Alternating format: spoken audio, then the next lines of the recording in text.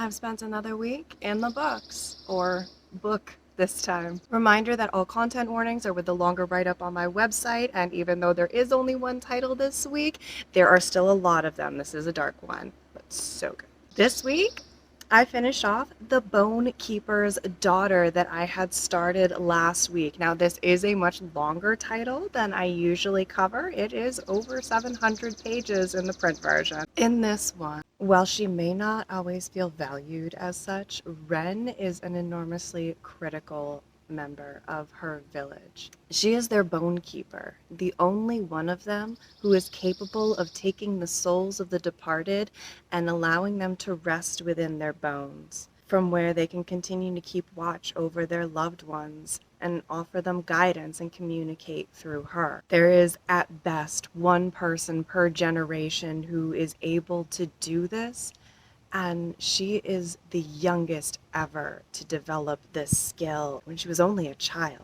Because she was so young when her skill developed, and because she is a girl, there are certain men in power who see that as weakness and therefore opportunity for themselves. I've already said that this is a dark title.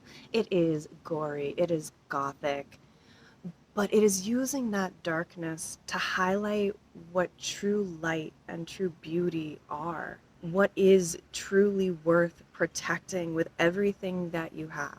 Last week, when I'd only gotten through the first third, I highlighted how it was focusing on the power of community and how we deal with our grief, both individually and as cultures. Those themes continue all the way through, but there are more woven in within those communities, the power of communication and how isolation hinders that.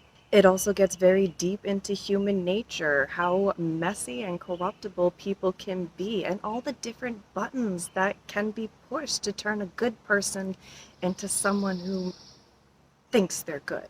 We learn very quickly that Wren's backstory feels very monotonous to her because when she looks back, all she sees is the pain. And looking harder at that can intensify that pain, but it also shows all the love and all the wonder that was there as well. And that acts as such a powerful counterbalance that she does find herself questioning at what level it's worth it. And how do we find those levels? When there's this much darkness in a title, it can often feel like the writer is being brutal for the sake of brutality and shock value, but I did not feel that this was the case at any point. I think even the most heart-wrenching moments were the most thought-provoking of all, really. They made incredible points at every turn. Even though the book was over 700 pages, much longer than you're usually seeing me covering, there was not a single point where I was feeling bored or wishing the pace would pick up a little more.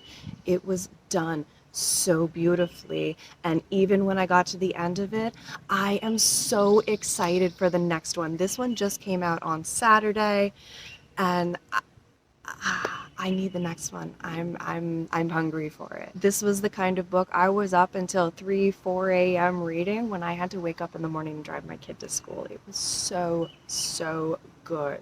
Do be careful of content warnings on this one, but if they are within your safe zone, please, I urge you to try and get your hands on this one. I have now just started the first few pages of Wildfire by Deb Ellen, which will be coming out on June 28th, and you will see me cover that one next week. As always, there is a longer write-up of all of this available on my website at writing.hallidaynelson.com, and I want to know what you are reading too. No matter how big my TBR pile gets, I'm going to keep letting it grow, so I want to know what you're having fun with so that I can add it.